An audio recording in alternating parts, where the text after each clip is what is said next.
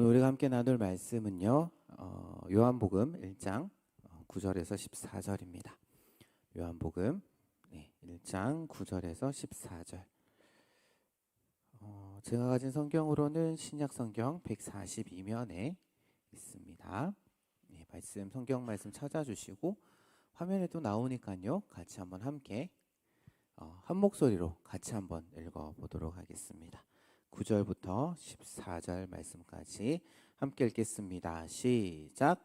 참 빛 곧 세상에 와서 각 사람에게 비추는 빛이 있었나니 그가 세상에 계셨으며 세상은 그로 말미암아 지은 바 되었으되 세상이 알지 못하였고 자기 땅에 오매 자기 백성이 영접하지 아니하였으나 영접하는 자 곧 그 이름을 믿는 자들에게는 하나님의 자녀가 되는 권세를 주셨으니 이는 혈통으로나 육정으로나 사람의 뜻으로 나지 아니하고 오직 하나님께로부터 난 자들이니라.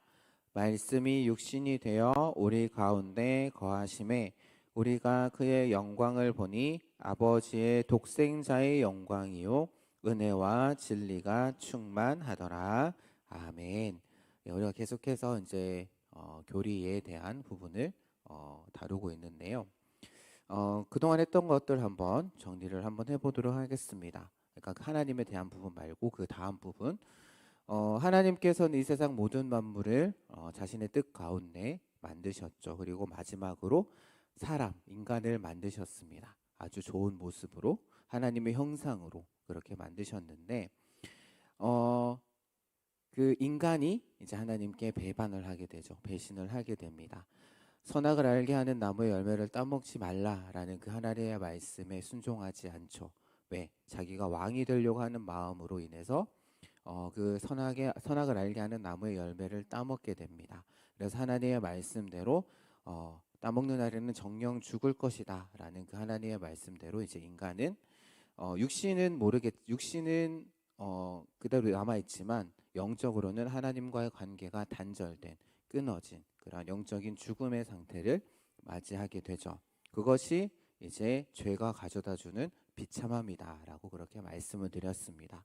그러면 하나님께서는 그러면 그렇게 죄 가운데 있는, 죄의 비참함 가운데 있는 죽은 그런 우리를 그냥 그대로 가만히 놔두셨느냐? 그렇지 않다라고 이야기를 하고 있죠. 하나님께서는 그래서 하나님과 인간 사이에 갈라진 그러한 관계를 다시금 회복하기 위해서 인간의 힘으로는 할 수 없다라는 것. 그러니까 구속이라는 것, 구원이라는 것은 인간의 힘으로 할 수 없다. 왜? 인간이라는 존재는 그 죄로 인해서 죽은 존재이기 때문에, 죽을 수밖에 없는 존재가 아니라 죽은 존재였기 때문에 인간의 입장에서는 그 어떤 것도 할 수 없기 때문에 하나님께서는 우리를 구원하시기 위해서 어떤 일을 행하셔야 됐죠. 그리고 그 일을 행하기 위해서 한 구원자, 구속, 중보자를 세우시게 됩니다. 오늘은 그것에 대해서 우리가 한번 생각을 해보는 그런 시간을 마련해 보려고 하는데요. 그래서 지난번 2주 전에 말씀을 드렸습니다. 그러니까 구원이라는 것, 구속이라는 것, 대신 이렇게 빼내어 주는 것, 그것은 내가 할 수 있는 것이 아니다라는 것. 근데 세상의 다른 종교들은 보게 되면은 내가 구원을 얻는 방법, 어떻게 신을 어떻게 하면 만날 수 있을지에 대해서 연구를 하고 그 방법을 추구를 하지만 성경은 오히려 그 반대로 이야기를 한다라는 거죠. 우리가 하나님을 찾을 수도 없고 우리의 힘으로 구원을 얻을 수도 없다라고 이야기를 하고 있습니다. 왜? 앞서 말씀드렸던 것처럼 우리는 죽은 존재이기 때문에 우리는 하나님을 찾을 수도 없고 우리 스스로의 힘으로 우리는 구원을 얻을 수도 없고 쟁취할 수도 없다라는 것. 그래서 우리가 구속받기 위해서는 하나님께서 우리 가운데 오셔야만 하는 일이 일어나야 된다라는 것이죠. 그리고 그 구체적인 방식으로 하나님께서는 우리를 구속해 주실 구속자, 메시아를 보내주신다라고 이야기를 했습니다. 그래서 오늘 소요리 문답 21번에 대해서 우리가 생각을 해볼 건데 그것을 질문하고 있죠. 그러면 하나님께서 보내주신다라고 하는 그 구속자는 그러면 과연 누구냐라는 질문. 우리는 이미 다 알고 있습니다. 이미 눈치를 다 채고 계시죠. 이미 그분이 예수 그리스도시다라는 것을 우리는 어느 정도 이제 교회를 다니다 보면 그거를 이제 눈치로 알게 되죠. 그런데 이제 영어로 보게 되면 who 누구냐라고 묻고 있습니다. 그러니까 몰라서 묻는 것이 아니라 정확히 알자라는 의미로 묻고 있는 것이죠. 예수님이 하나님이신지 아니면 사람인지 아니면 하나님도 아니고 사람도 아닌 어떤 다른 존재인지 도대체 어떤 분이시기에 우리의 구원자, 구속자가 되실 수 있는 것인지 거기에 대한 대답이 오늘 그 소요리 문답을 보게 되면 하나님의 아들이신데 사람이 되셨다라고 이야기합니다. 마치 좀 신기한 이야기처럼 들리죠. 신이 사람이 되었다. 뭐 이제 그럴 수도 있다라고 치고요. 그런데 계속해서 그 상태로 계속해서 계신다라고 이야기를 하고 있습니다. 하늘로 올라가신 후에도 이제 이 땅에 40일 동안 계시다가 하늘로 올라가신 후에도 그리고 앞으로도 그 상태로 쭉 그렇게 계신다. 아주 특별한 상태로 계신다라는 거죠. 왜 꼭 그렇게 계셔야만 하는 걸까? 어떤 특별한 이유라도 있는 것일까? 오늘은 그것에 대해서 한번 우리가 생각해 보는 시간을 가져보도록 하겠습니다. 먼저 그 전에 사실 예수님께서 이 땅 가운데 계셨던 이 역사 가운데 계셨던 실존 인물인가에 대한 논쟁은 역사 이래로 계속되어 왔습니다. 우리가 영지주의라고 하는데요. 영지주의가 뭐냐면은 어떤 특별한 지식이 있어야지만 구원을 받는다라는 그 그리스 헬라의 어떤 하나의 그런 생각이었습니다. 아주 널리 퍼져 있던. 그래서 그 영지주의에서는 어떻게 이야기를 하냐면은 그 예수라는 존재가 예수라는 사람이 인간의 몸을 입고 온 것이 아니라 가현설이라고 이야기를 합니다. 영으로 왔다. 환상으로 사람들에게 나타났다라고 그렇게 주장을 하죠. 또한 그러한 생각이 아직까지도 조금은 존재를 하는 것처럼 보입니다. 하지만 여러 가지 증거들이 예수님이 역사 가운데 실존하셨던 인물이다라는 걸 보여주는데요. 혹시 그 증거들이 궁금하시다면 책 한 권을 추천을 해드립니다. 리 스트로벨이라는 그러한 분이 쓴 역사는 예수다라는 책이 있습니다. 책 읽기 힘드신 분이 계시다면 이거를 영화로 만든 것도 있거든요. 아주 영화로 만든 것도 보시면은 그 리스트로벨이 어떻게 이제 예수님을 찾아가는지 그런 거에 대한 과정들을 그리고 있는데 한번 그런 걸 보시면은 이제 예수님이 실제로 실존하셨던 인물이다라는 그 증거들을 많이 보여주고 있습니다. 예수님께서는 약 2000년 전에 이스라엘 땅에 오셔서 일하시고 죽임 당하시고 부활하시고 승천하신 이야기 많은 사람들이 성경을 통해서 대략 알고 있고 우리도 알고 있고 또한 분명히 예수님께서 그래서 역사 가운데 실존하셨던 인물이다라는 것 존재하셨다라는 것 우리는 믿고 있습니다. 그런데 이 예수님께서 사람으로만 계셨던 것이 아니라 또한 예수님은 하나님이시다라고 이야기를 하고 있죠. 우리가 이전에 삼위일체에서 배웠던 것처럼 말씀드렸던 것처럼 예수님께서는 제2위이신 하나님, 성자 하나님으로 계신다라는 것. 그런 하나님이 우리를 위해서 이 땅에 오셔서 구속자가 되어 주셨다라는 것이죠. 예수라는 이름의 의미가 뭘까요? 예수라는 이름의 의미. 자기 백성을 저희 죄에서 구원할 자 마태복음에 나옵니다. 여기서 말하는 자기 백성이라는 것은 1차적으로는 구약의 택함을 받은 백성들을 가리키죠. 자기 백성이니까. 하지만 이것의 의미를 더 이제 확장해서 생각을 해본다면 하나님의 택하심을 받은 사람들, 하나님의 택하심을 받은 모든 자들을 가리킨다라고 할 수가 있습니다. 그리고 또한 그리스도라는 칭호, 우리가 예수 그리스도다라고 많이 이야기를 하는데요. 그리스도라는 것은 이제 기름 부음 받은 자라는 그러한 의미이죠. 구약 시대에 기름 부음을 받은 그런 세 가지 직분이 있습니다. 뭘까요? 선지자, 또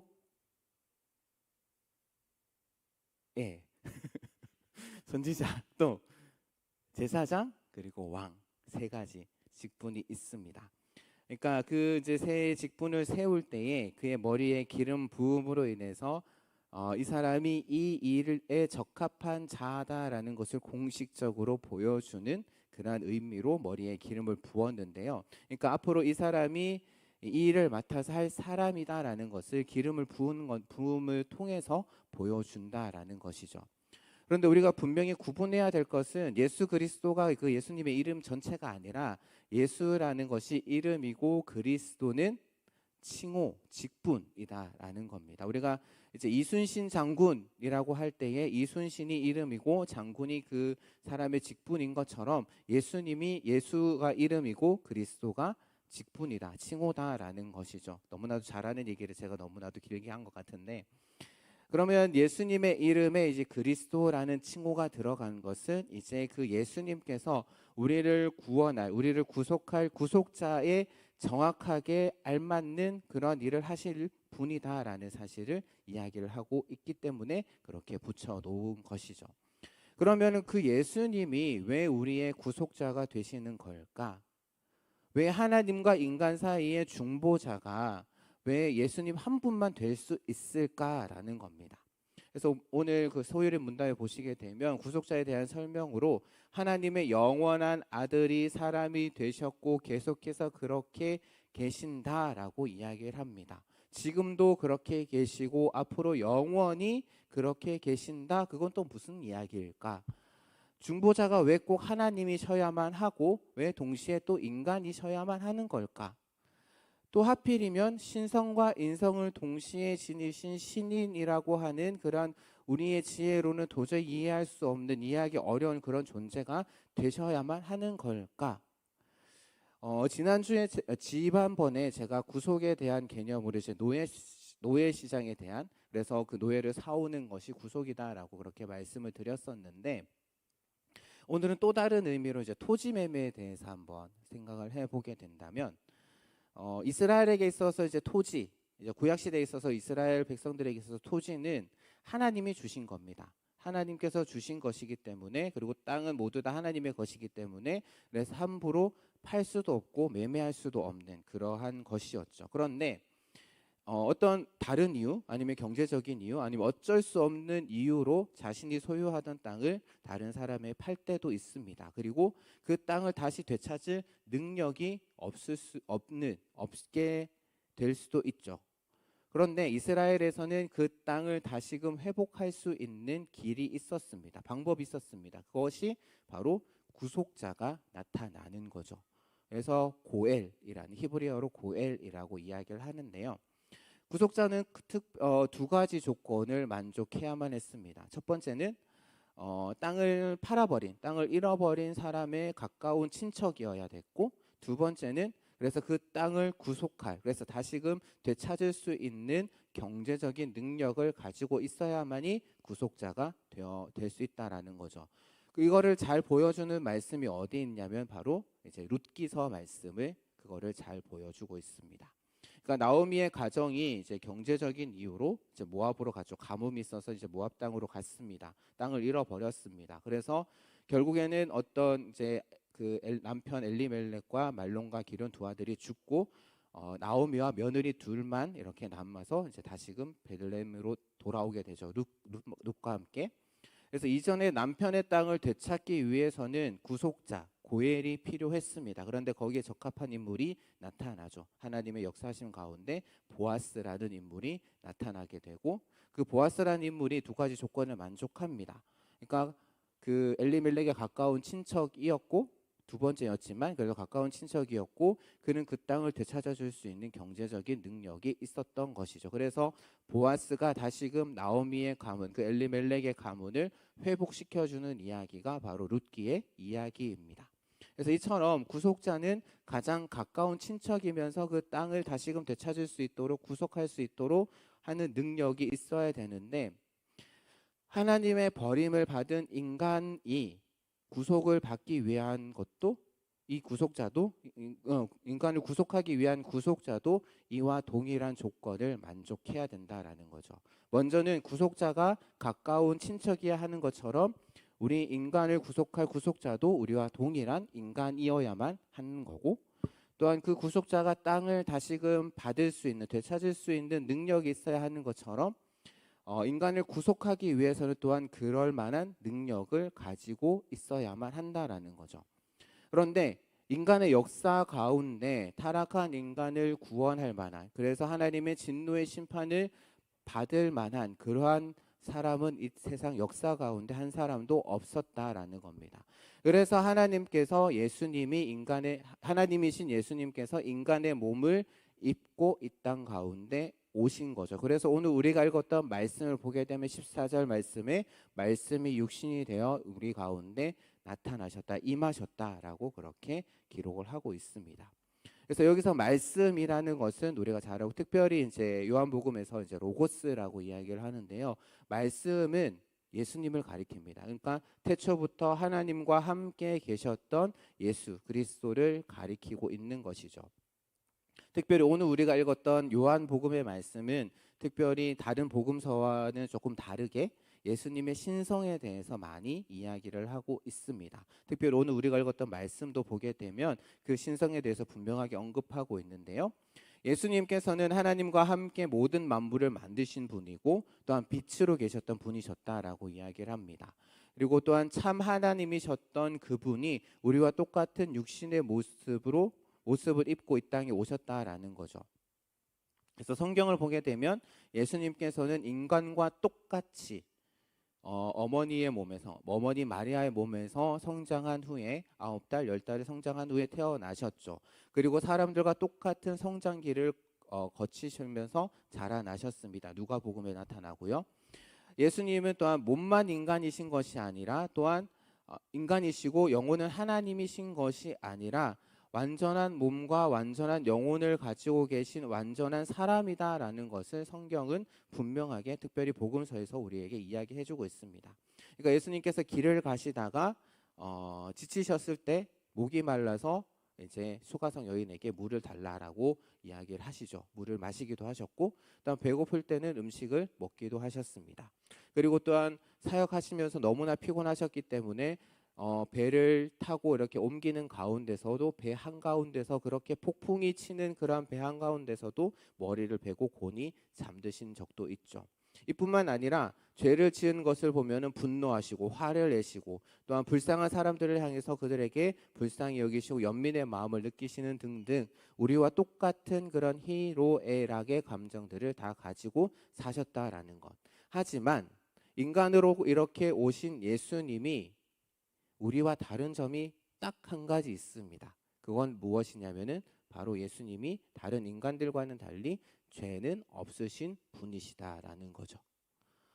또한 예수님께서는 또한 자신의 신성에 대해서도 이야기를 하셨습니다. 그러니까 그래서 자신을 따르는 자들에게도 가르치셨는데, 예수님은 자신 스스로가 하나님이다, 하나님과 동등된 존재다라고 늘 이야기를 하셨습니다. 요한복음 10장 30절의 말씀이 그게 잘 나타나는데 어떤 이야기를 하시냐면은 아버지와 나는 하나다. 아버지와 나는 하나다라고 말씀합니다. 즉 예수님 자신이 하나님이시고 신성에 있어서는 하나님과 동등한 분이다라는 것을 나타내신 거죠. 그리고 예수님이 십자가에 달려 죽으신 많은 이유들 가운데 바로 자기 스스로를 하나님이다라고 하는 그 예수님의 말씀에 대해서 유대인들이 분노를 느끼고 어떻게 저렇게 이야기할 수 있느냐, 인간으로서 어떻게 저렇게 이야기를 할 수 있느냐, 신성 모독이다라고 이야기를 하면서 이렇게 유대인들이 예수님을 죽이는 그런 데로 가게 되는 거죠. 그거 성경에서 이야기를 하고 있습니다. 그러면서 이제 예수님은 그 당시 하나님을 아빠라고 불렀죠. 너희들이 기도할 때 아빠, 아버지여라고 그렇게 부르라고 또 우리에게 가르쳐 주셨고, 근데 사실 그 당시 하나님을 아빠라고 부른다라는 것은 도저히 상상할 수 없는 그런 일이었는데, 예수님은 하나님을 아빠라고 부르시면서 하나님과 아주 친밀한 관계에 있음을 이야기를 하셨고, 또한 요한복음에 이 표현이 잘 나타납니다. 뭐냐면은 내가 진실로 진실로 너희에게 이르노니, 여기 진실로에 해당하는 헬라어가 뭐냐면은 아멘이라는 단어입니다. 그러니까 여러분들이 이제 기도 끝나고 우리가 기도를 마칠 때 예수님의 이름으로 기도합니다, 아멘 할 때 그 아멘을 누가 먼저 사용하셨냐? 뭐 구약 시대에도 이야기를 했지만 예수님께서 먼저 사용을 하시고 말씀을 시작하셨죠. 내가 진실로 진실로 너희에게 이른다. 그런데 이렇게 지금 이야기를 하신 이유는 뭐냐면은 지금 예수님 자신이 하시는 말이 하나님의 말씀과 동등한 권위를 가지고 있다라는 사실을 나타내기 위해서 내가 진실로 이야기하노니, 내가 지금 하는 이야기는 하나님의 말씀과 동일한 권위를 가지고 있어라고 이야기하면서 이제 말씀을 하시는 거죠. 또한 예수님께서는 하나님만이 하실 수 있는 그런 능력과 권세도 행하셨습니다. 당시의 사람들은 죄 용서에 대해서 그것을 온전히 하나님만이 하실 수 있다, 그리고 영원한 생명을 하나님만이 주실 수 있다라고도 이야기를 했습니다. 그리고 그런데 복음서의 말씀을 보게 되면 예수님께서 사람들의 죄를 용서하시죠. 그리고 또한 영생을 약속을 하십니다. 온전히 하나님께서만 할 수 있는, 하나님만이 할 수 있는 그 죄 용서와 영원한 생명에 대한 약속을 누가 하셨느냐? 바로 예수님께서 하셨다라는 것이죠. 그리고 그런 것을 이제 성경에 나타나는 그런 말씀들, 그리고 또한 기적을 행하심으로 인해서 스스로가 하나님이시다라는 것을 사람들에게 보여주셨다라는 겁니다. 그리고 그 모습을 본 예수님의 제자들은 또 어떻게 이야기를 했냐면은, 도마와 같은 경우는 나의 주 나의 하나님이십니다. 베드로는 주는 그리스도시요 살아계신 하나님의 아들이십니다라고 그렇게 고백한 것을 통해서 우리가 볼 수가 있습니다.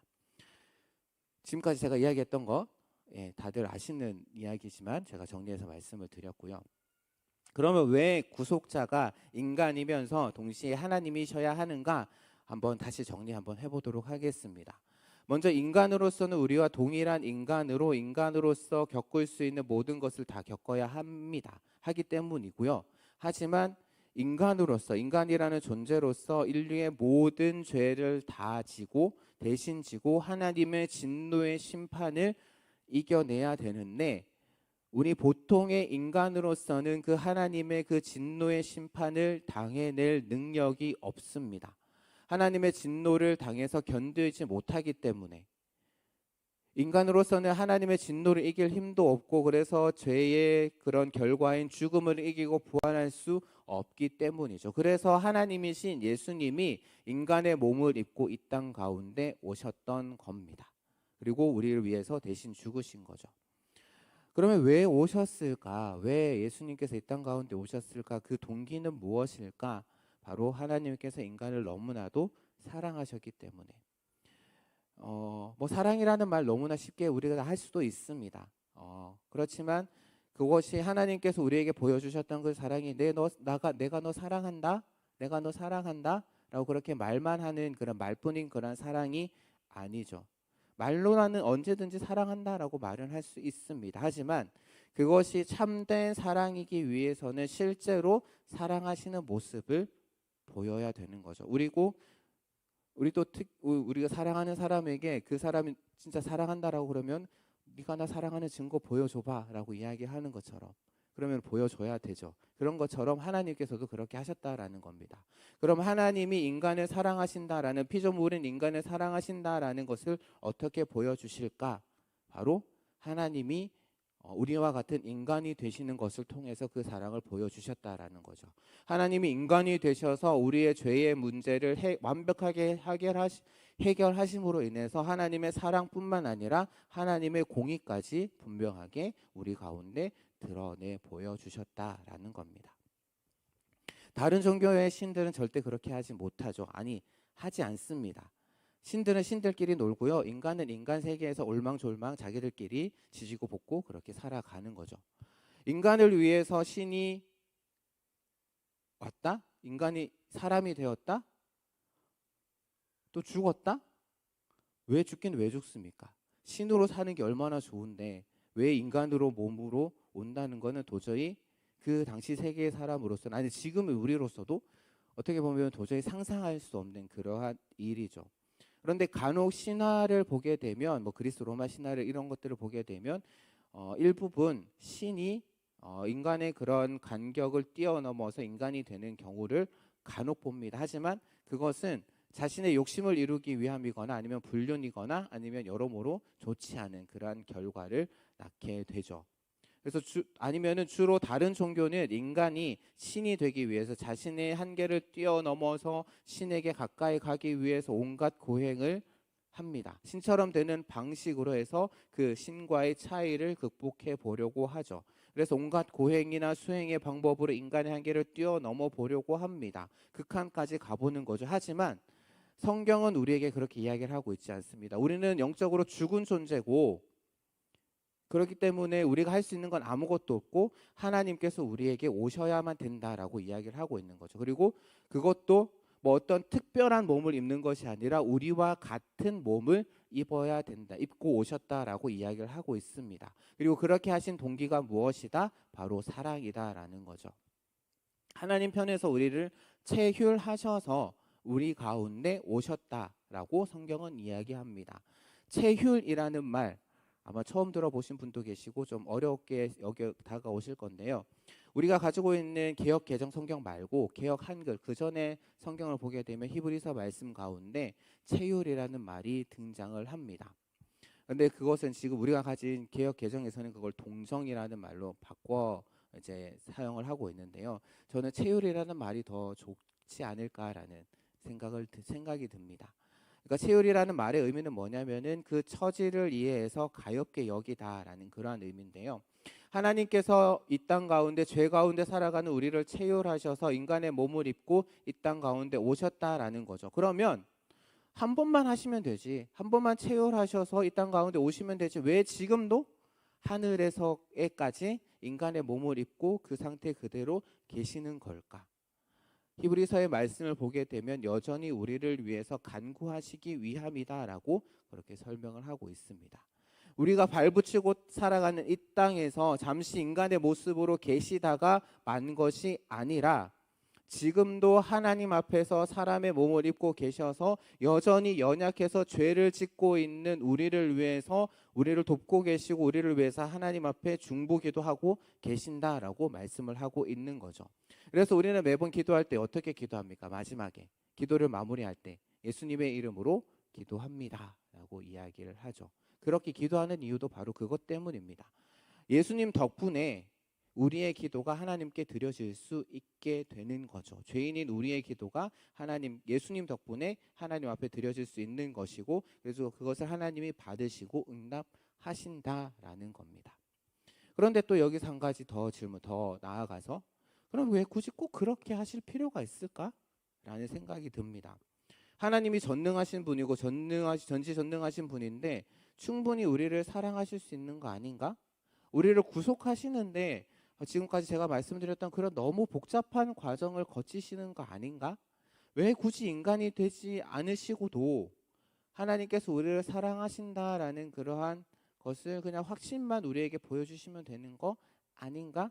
굳이 이 땅 가운데 오셔야만 했나? 라는 그러한 생각, 그런 질문들이 들 수도 있습니다. 거기에 대해서 어떻게 답을 드릴 수 있냐면 아니다라는 거죠. 노라는 겁니다. 만약 그렇게 하셨다면 그 사랑은 완전하지 않은 그러한 사랑입니다. 오해는 없으시기 바랍니다. 하나님의 사랑이 완전치 않다라는 것이 아니라 연약하고 죄 많은 우리 쪽에서 그 사랑을 믿지 못한다라는 거죠. 직접 우리 눈으로 보지 않고 그걸 보지 않는다면 하나님께서 우리를 사랑하신다라는 거 우리가 믿지 못하기 때문에 하나님께서는 직접 이 땅 가운데 인간의 몸을 입고 오셨다라는 겁니다. 그래서 하나님께서는 그 사랑을 인간에게 전달하시기 위해서 이러한 방법, 인간의 몸을 입고 오시는 그러한 방법을 택하셨다라는 겁니다. 그래서 우리를 사랑하고 우리를 배려하신 것이죠. 우리를 진정으로 하셨기 때문에 그렇게 하셨다라는 겁니다. 앞서 제가 체휼이라는 단어의 사전적 의미를 말씀드렸지만 쉽게 말씀드리면 이런 겁니다. 그 사람이 느끼고 있는 것을 나도 느끼고 그 사람이 알고 있는 것, 그가 아는 것을 나도 안다라는 것. 여기서 안다라는 것은 그냥 단순히 지식적으로만 아는 것이 아니라 신체적으로 또한 정신적으로 마음으로 다 아는 것을 이야기를 합니다. 더 쉽게 설명드리자면 여기서 이제 상담 공부하시는 분들이 계실지는 모르겠는데 누가 상담을 제일 잘하느냐라고 한다면은 직접 그 일을 겪어본 사람이 상담을 가장 잘합니다. 왜? 그 사람의 입장이 되어줄 수 있기 때문에 더 많은 것을 상담하고 그래서 풀어줄 수 있다라는 거죠. 그런 의미로 생각을 해보시면 좋을 것 같습니다. 이제 정리를 할게요. 우리를 너무나도 사랑하셔서 인간을 너무나도 사랑하시기에 인간의 몸을 입고 이 땅 가운데 오신 예수님.